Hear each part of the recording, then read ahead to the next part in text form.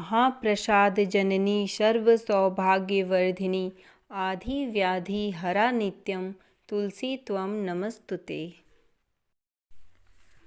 कार्तिक मास के शुक्ल पक्ष की एकादशी को देव उठनी एकादशी या देव प्रबोधिनी एकादशी कहा जाता है।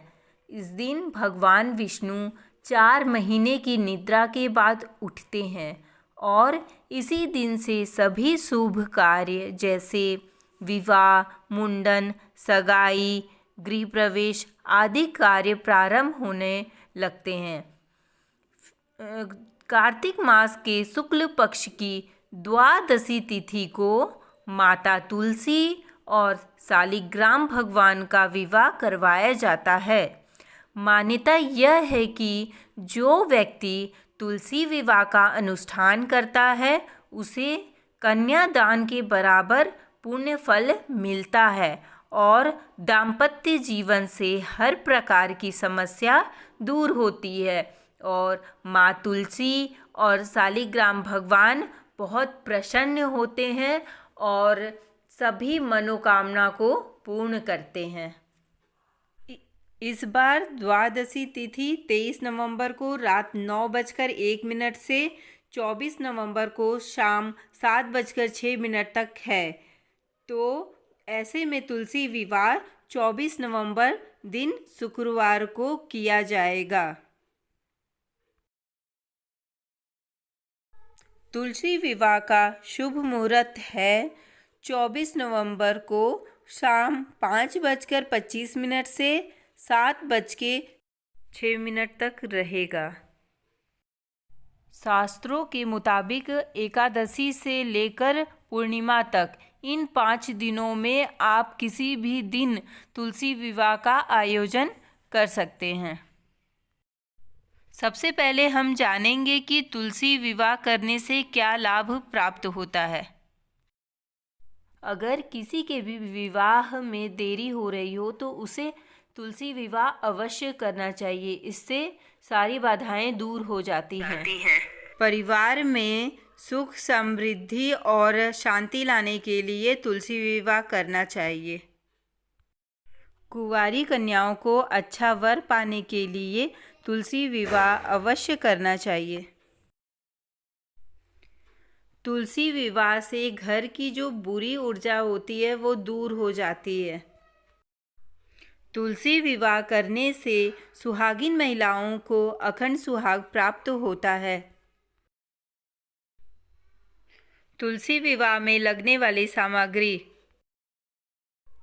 तुलसी विवाह पूजा में मंडप तैयार करने के लिए गन्ना चाहिए और भगवान विष्णु और माता तुलसी को स्थापित करने के लिए 2 चौकी चाहिए। पूजा के लिए धूप, दीपक, वस्त्र, माला, फूल, सुहाग का सामान, माता तुलसी को चढ़ाने के लिए लाल चुनरी, साड़ी, हल्दी और फल में मूली, आंवला, बेर, शकरकंद, सिंगाड़ा, सीताफल, अमरूद और मौसमी फल। भोग लगाने के लिए मिठाई भी चाहिए। आइए अब हम जानते हैं तुलसी विवाह की पूजा विधि। सबसे पहले तुलसी विवाह के लिए जहाँ आप विवाह करें वहाँ पर आटे से चौक बना लीजिए। चौक के ऊपर चौकी बिछा लीजिए और उस पर लाल या पीला वस्त्र बिछा लीजिए। फिर माता तुलसी और शालिग्राम भगवान को स्थापित करिए। अगर आपके पास शालिग्राम भगवान नहीं है तो आप भगवान विष्णु के भी फोटो को स्थापित कर सकते हैं। चौकी के चारों तरफ गन्ने का मंडप सजा लीजिए और दीप कलश की स्थापना करिए। सबसे पहले कलश और गौरी गणेश का पूजन करें। अब माता तुलसी और भगवान शालिग्राम को धूप, दीप, वस्त्र, माला, फूल अर्पित करें और उसके बाद मिष्ठान अर्पित करें, फल फूल अर्पित करें। फिर माता को श्रृंगार का सामान और लाल चुनरी चढ़ाएं। ऐसा करने से सुखी वैवाहिक जीवन का आशीर्वाद मिलता है। पूजा के बाद तुलसी मंगलाष्टक का पाठ करें। हाथ में आसन सहित शालिग्राम भगवान को लेकर तुलसी के साथ फेरे लें। फेरे पूरे होने के बाद भगवान विष्णु और तुलसी माता की आरती करें। पूजा के बाद सभी में प्रसाद वितरण कर दें। इस दिन पूड़ी पकवान भी बनाकर भगवान को अर्पित करना चाहिए।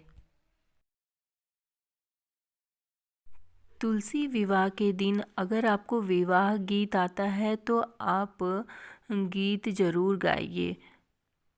और विवाह के बाद पूर्णिमा के दिन माँ तुलसी की विदाई ज़रूर करें।